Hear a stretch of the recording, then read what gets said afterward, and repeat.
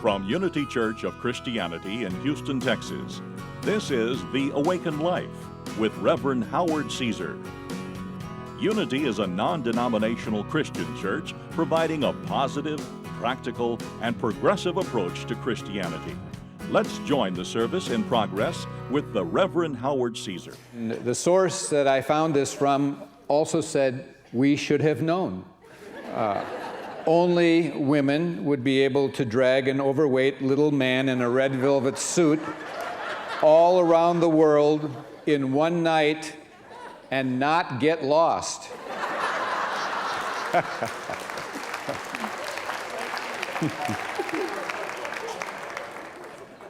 Sorry, fellas.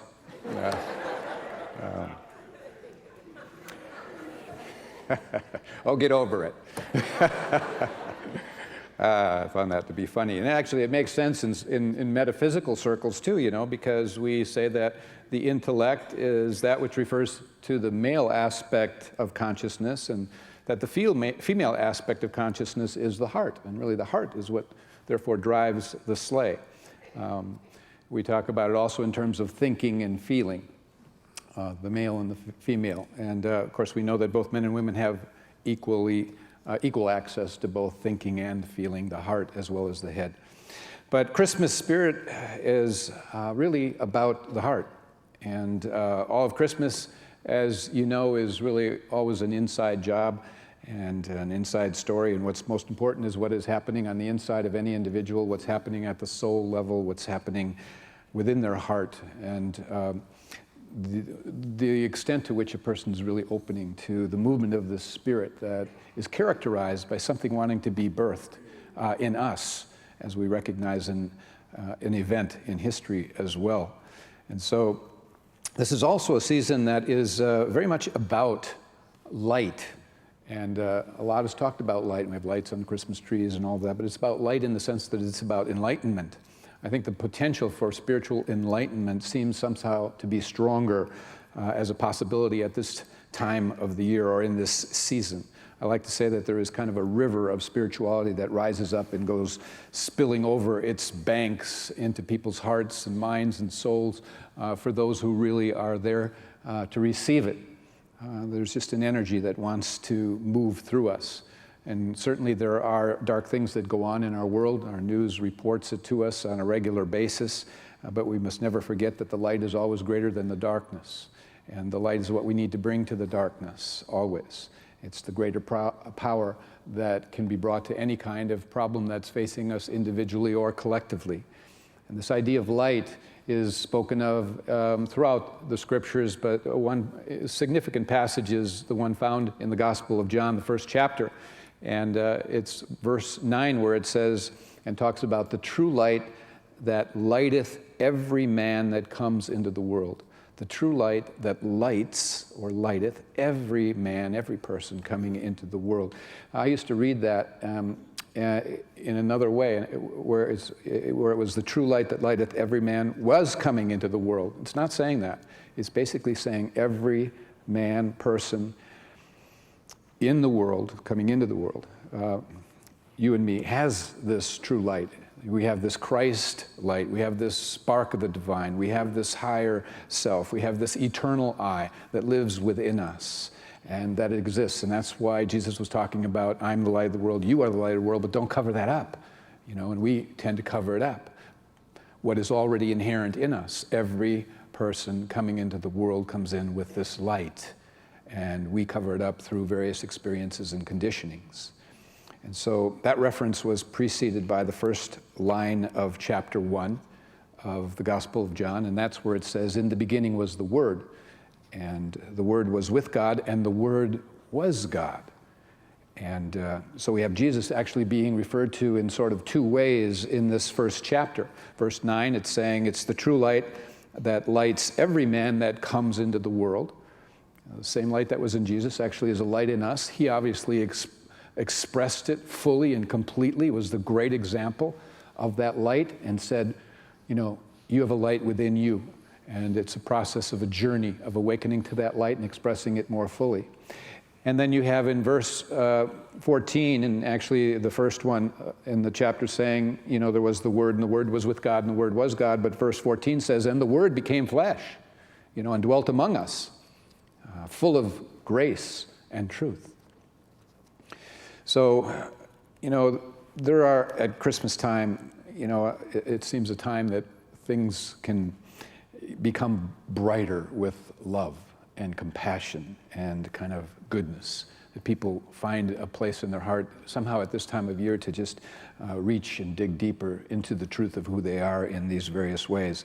I think it can be helpful to realize too that this time of year, you know, that we celebrate Christmas is significant and has been for a long time this time of year, because even prior to Jesus being born on the planet, the ancients for years and years prior had ceremonies and all kinds of celebrations of the winter solstice in the northern hemisphere. And these celebrations and ceremonies were based on, you know, the rebirth of the sun, S-U-N, in the turn of the year, when the people would look for the return to brighter days, for the days to begin to grow longer again with more light. And there are stories that are reflected in all of religions that are based upon this rebirth of the sun, the return of that sun in brighter days to the earth, and as it being like a kind of coming of a new dawn, the rising of this new sun, S-U-N, which is promised to have to do with the restoration of bringing on warmth and light and spring and summer, which eventually led to harvests. And so I even read somewhere where it was listed 10,000 years ago in Ireland, they believed and celebrated the winter solstice. So it was something that went on for thousands of years prior to Jesus, that particular time. And when the 22nd of December was passed, there was a looking forward to the renewal process of growth and of life. And the ancients celebrated this new life, whether it was the coming of new good or new food and the fruits of the earth, rebirth of the sunlight and warmth, and even the joys of living. It was all kind of meshed together.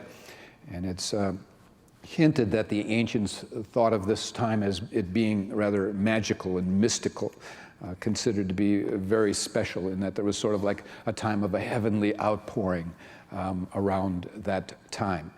And basically, I feel like this translates a bit into the idea that this time of year also is significant in that we celebrate the birth of Christ at this time, in which the Son, S-O-N, the Son of God idea, which coincides with the birth of the heavens and the planets and the lengthening of the light of the day, that was celebrated for so long. And that simply, as they taught and believed that the light of the sun, S-U-N, exerted an influence on the advancement of life, on the advancement of vegetation and things like that, so too the birth of Jesus Christ is the idea of a light coming into the world that is advancing an enlightenment into the world.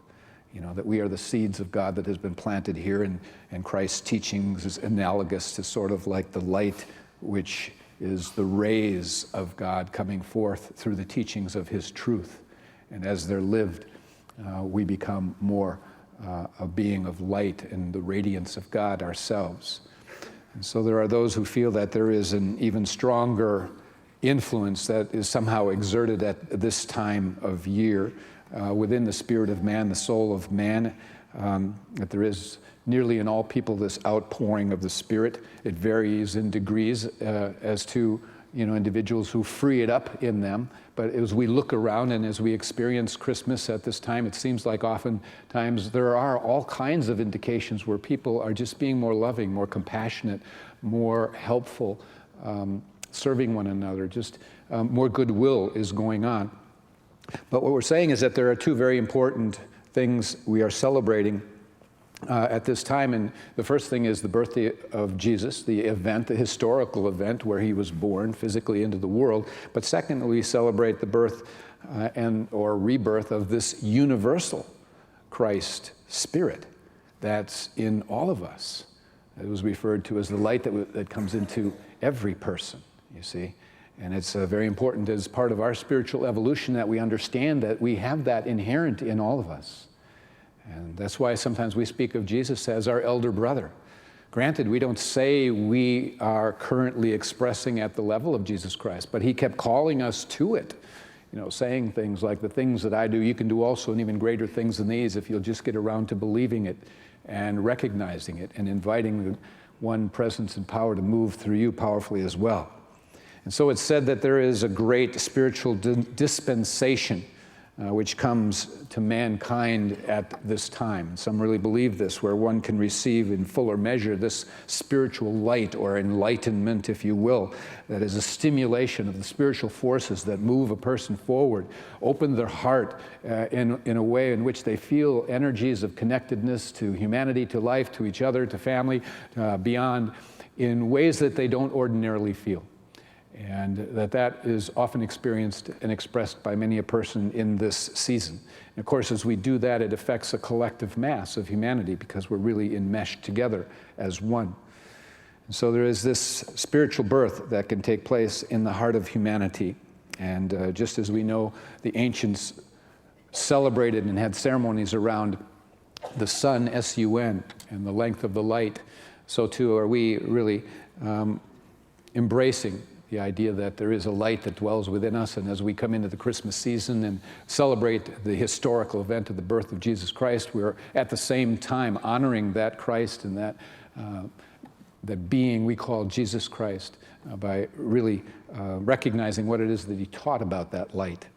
Sometimes we're called to be an instrument through which the unseen source expresses, where things are placed in front of us or around us in our world and given us an opportunity to take action in some way to provide what may be needed, to be the hands, the eyes, the legs, the whatever of the divine. I love a story that I came across about a person they tell on themselves, actually, a true story. This person was a lady. She was visiting Washington, D.C. in December, about mid-December, around Christmas time. She lived in California, but she was there as a tourist, and she was looking around Washington, D.C., and it was very, very cold that particular year that she was there, and she wasn't prepared for that coming from California, and so she, in her touring around, scurried into Union Station for a bit to get warm. And she sat down there on one of the public benches, got a cup of coffee, and she was ready to do some serious people watching. And she looked up and noticed that there was a homeless man seated nearby. And there also was in this, there was kind of like a hall in which it had bench seats that she was on, and then they had certain tables where people were eating because there was a food court right there, and so people would get food, and there was all this going on around them. And so these people were eating, and the aromas, she needed to notice the aromas were being picked up, not only by her, but by this homeless guy. And she wondered how long it had been since he had eaten. She expected that he would probably approach her for a handout, and she would welcome it, but it didn't happen. And she said that she was kind of, she took on this scene of what was happening. She said there was like a battle going on in her head and in her heart between the two. One was telling her to mind her own business, and the other was telling her and urging her to get up and go to the food court and get something for this homeless person. And while this debate was going on internally within her, there was a young couple that all of a sudden approached the man, and they said, "Excuse me, sir, my wife and I just finished eating, and our appetite wasn't as big as we thought. And so we hate to waste good food. Can you help us out and put this to good use?" And they gave him a large styrofoam container overflowing with various food. And the homeless man said, "God bless you both, and Merry Christmas," and received it. And then the man and the couple walked off, and she watched as the man kind of scrutinized what he had been given. And very slowly he opened everything, and he had hot soup, and there were crackers, and there was a club sandwich and a salad. And he slowly took the lid off the soup and kind of inhaling the aroma. And he unwrapped the plastic spoon, and he filled the spoon full and was bringing it to his mouth, and all of a sudden stopped. He had suddenly noticed there was another homeless man, elderly, probably in his 70s, shuffling on into the hall. He had no hat, he had no gloves, he had lightweight pants, a light jacket, just a sad sight, very, very cold. And so the first thing that this first homeless man did was quickly lay aside the food and jump up and went to the man and guided him over to his a seat next to him. And he took the old man's hands and he started rubbing them in his own, trying to warm his hands because he had no gloves on. He tenderly took his down jacket off and draped it around this homeless man's shoulders. And finally he said to him, "My name is Jack, and one of God's angels just brought me this meal. I had just finished eating, and I hate to waste good food, so you can help me out." And so he placed the cup of soup and the food there in front of him, and this homeless person said, "Thank you, but only if you go halfway with me on the sandwich. It's too much for a man of my age." And so the woman is observing all this, and it is moving her. And she's being so touched. And she said, "It wasn't easy making my way to the food court with tears blurring my vision. And I soon returned with the largest containers of hot coffee and a big assortment of food and goodies." And she approached them and said, "Excuse me, gentlemen, but could you take this off my hands?" And went into the same kind of commentary that she had heard the others that had been the great example to her. And she wrote in this article about herself, she said, "My parents, like yours, taught me to share. But it wasn't until that day in Union Station that I truly learned the meaning of that word. She said, I left the hall feeling warmer than I had ever thought possible." And so after this debate and this battle, if you want to call it, that went on between her head and her heart, finally the heart won out. We perhaps have had that debate go on in us, and I share this because this is not the time for a debate. This is the time to go to your heart. Your heart is what really flies the sled of Christmas and extends the gifts to the world. The heart will always serve you. It's what it's about, and it brings light and warmth from the heart to others. There was something I came across that President Calvin Coolidge said about Christmas. And what he said was, "Christmas is not a time or a season." He said, "It is a state of mind." He said, "To cherish peace and goodwill, to be plenteous in mercy, is to have a real spirit of Christmas." To cherish peace and goodwill and be plenteous in mercy, compassion. That's the real spirit of Christmas. The mystics and the enlightened have told us that as we spiritually evolve, we will come to understand and grasp as we move through this world the idea that I am you and you are me. That you really get that more than ever as you continue your journey of your own spiritual awakening. You just awaken to the fact that everyone is you and you are everyone. That there is this incredible connection and this is a time for that opening, of the heart, and to feel that connectedness and to respond instinctively in that desire to perhaps help others or to help others feel happy and relieve their burdens to whatever extent we can play a part. That essentially we are all really woven together. And it just seems at Christmas time that happens. You see stories of, football players buying bikes and of charities and organizations doing all kinds of things. And our own congregation taking hundreds of gift tags for the Salvation Army so that children and people who are less fortunate will have a Christmas. And it's that kind of thing that you're responding to that is so beautiful. I think as adults, we tend to have fond memories of Christmases from our past, particularly those that we remember that were really good Christmases, that had a lot of good feelings in them and that we remember. And the tendency is that we want to duplicate that. We want to have that again and again. We want to feel that level and return to some kind of experience that was similar to perhaps our best Christmases when we felt really connected and we felt a lot of love and there was a lot of excitement. There was some magic in the air somehow, and perhaps it's to feel again what it is that we even felt as a child in our best moments of that. And it seems like sometimes as an adult, over a series of Christmases, we can become, to some extent, distant or hardened, in regard to Christmas. We can feel like it's too much about the outer, or that it can be like a burden for some, that has something that it's like Christmas is something you put on your back, that you have to do all this and that to be able to make sure that family or the kids or the relatives or everyone is really going to be happy and have a great Christmas. And we put stresses on ourselves, and there's so many things to do, and there is a lot to do.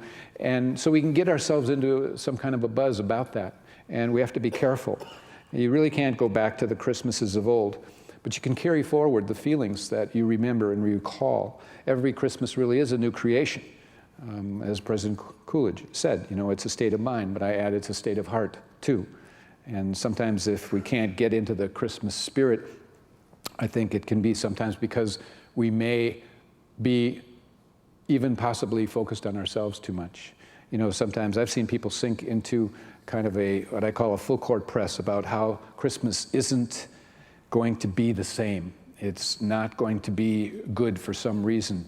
Maybe they can't celebrate it where they want to be celebrating it. Maybe they can't be with who they want to be with to celebrate it. Various things like that. And we can talk ourselves into a lousy Christmas simply because certain outer factors aren't fitting together. And we have to move beyond that. That's not what the Christmas spirit is about. It's really recognizing something that's holy and sacred, that's wanting to move inside of you wherever you seem to be placed and find yourself on Christmas. You can allow it to flow and to be felt. It's only our mind that stands in the way and blocks the door of Christmas to come pouring and streaming on in.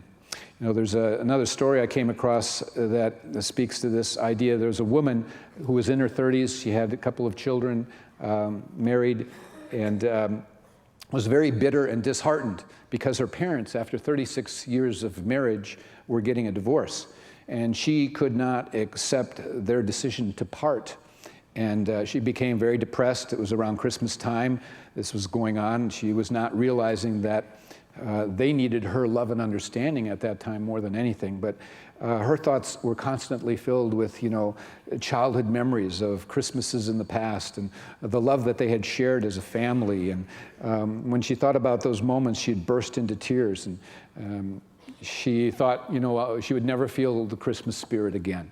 And anyway, she was about two days before Christmas, and she needed to go to the store to get some ribbon and some wrapping paper, and so she went, and it was very crowded, and there were a lot of pushing and shoving. There was a lot of boxes and things of lights, kind of strewn on the floor, half out of the box. It was like close to Christmas, and people, were just throwing things back on that they didn't buy. And she even her cart had to steer around a little nativity scene that had fallen to the floor. And she stopped and picked it up, put it on the shelf, went on to another aisle. And she saw that the checkout line was so long, she decided she would leave the store. And just about the time she thought of that, she heard this loud voice cry out, "Sarah, Sarah, you get that thing out of your mouth right now." It was some mother yelling at her child in the aisle, one aisle over. And the little girl's voice said, "But Mommy, I wasn't putting it in my mouth. See, Mommy, I was kissing it. It's a little baby Jesus." She said, "Well, I don't care. You put it down right now. You hear me?" And the child insisted, "But it's all broken.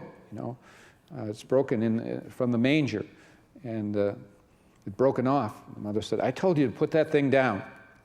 And so, again, the little girl is asking, "Can't we buy this baby Jesus? We can't have a Christmas tree this year, you said, and it's broken. It's probably cheap and inexpensive, and please, please." And then there was all of a sudden silence. Nothing. And so this woman in the next aisle was a little bit concerned, and she maneuvered around to the aisle to look down and see what was happening. And she saw a mother and a little child that was about 4 or 5, both ragged attire, obviously limited conditions. And the mother was kneeling on the floor, and she was just holding her child and kind of trembling and trying to get to the place where she could say something to the child, but all that came out was kind of a desperate sob, crying, and the little girl seemed to understand the mother's despair, and she said, "Mommy, don't cry. I'm sorry I wasn't good.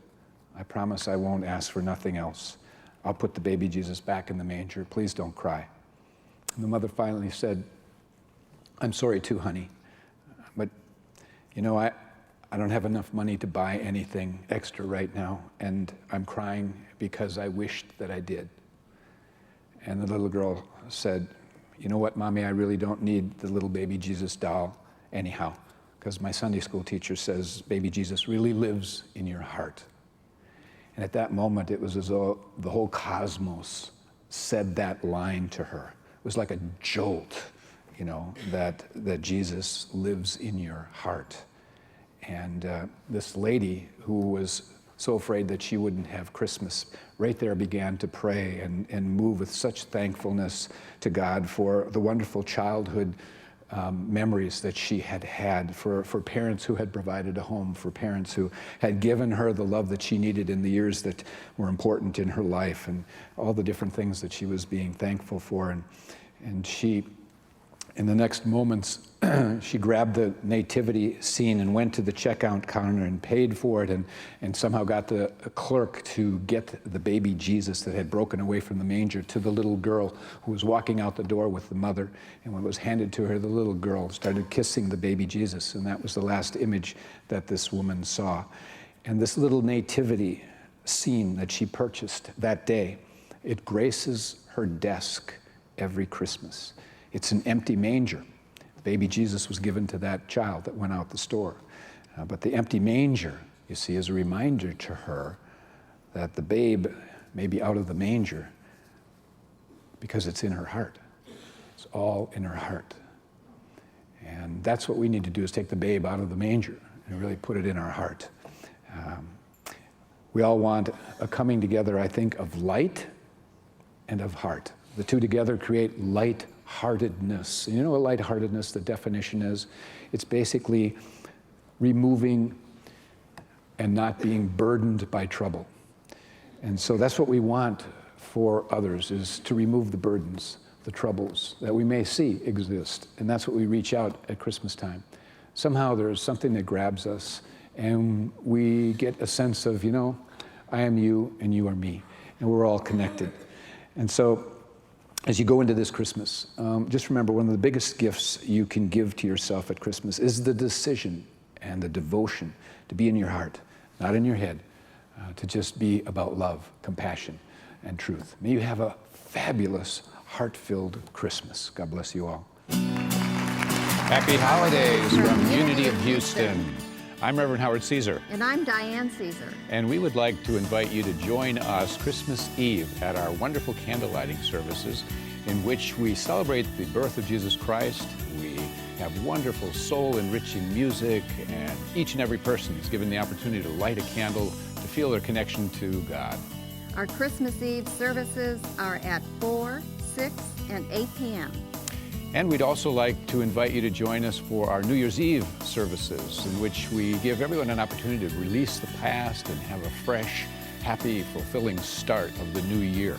Join us New Year's Eve at 6 and 8 p.m. And if you want more information and directions, please go to our website, unityhouston.org. Thank you for joining us for today's message. We invite you to be with us again next Sunday. At Unity, we believe that God's presence of love and goodness is everywhere, and that life is meant to be good. You can find out more about Unity and our teachings at unityhouston.org.